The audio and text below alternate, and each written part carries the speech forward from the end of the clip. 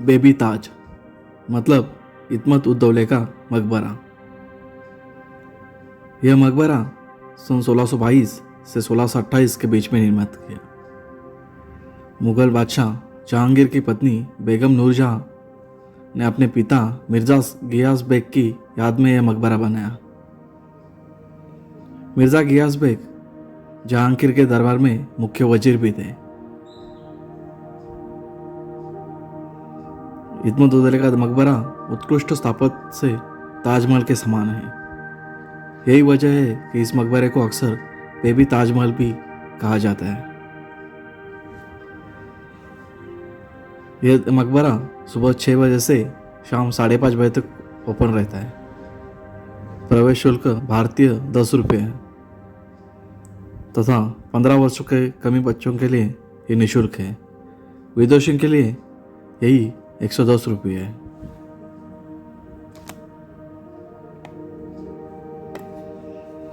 आगरा कई वर्षों तक मुगल साम्राज्य की राजधानी होने के कारण आगरा शहर स्थापत्य भवनों से परिपूर्ण है, जो इसे सुंदरता और इसकी महिमा को बढ़ाता है।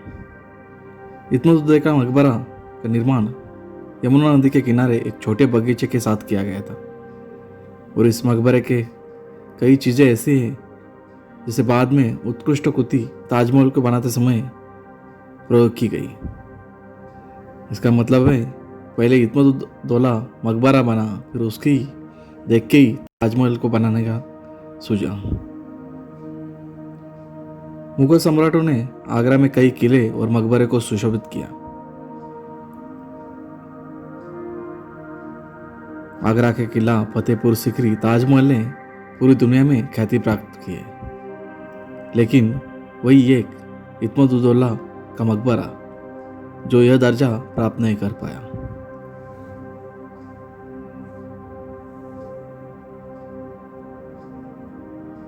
यह मकबरा 50 मीटर की दूरी में फैला हुआ है। इतिहास में इस्मत उद दौला के मकबरे में विशेष महत्व है। यह भारत का पहला मकबरा है जो पूर्ण रूप से संगम रूप में बनाया गया। संगमरमर की संरचना और मकबरे की गूढ़ इस्लामी स्थापना ताजमहल के अग्रगामी रूप में अधिक लोकप्रिय बनाती है।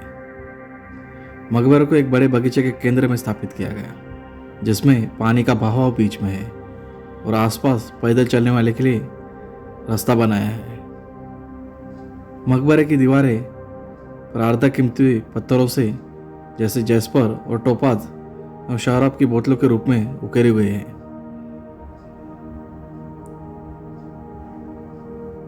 ऐसी नक्काशी अच्छी तरह से सुशोभित है।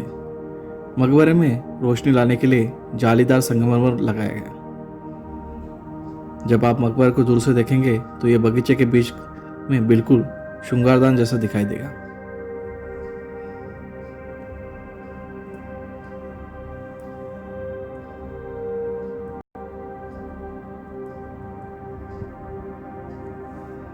कहा जाता है कि मिर्जा गियास बेग एक निर्धन कारोबारी था।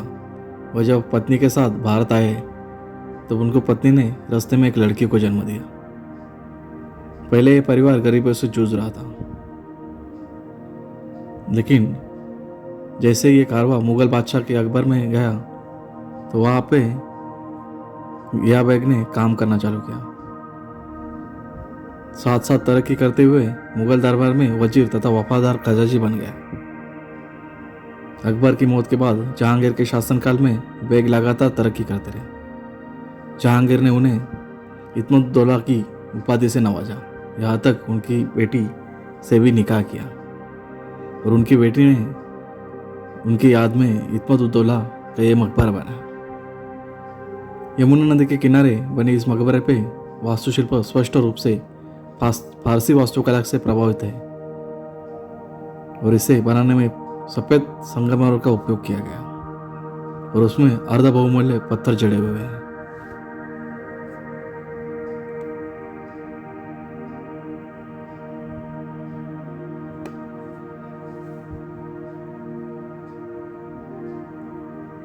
ताजमहल देखने के बाद चीनी का रोजा और मेहताब बाग के साथ ही ये इस्मत उद दौला देखने के लायक है।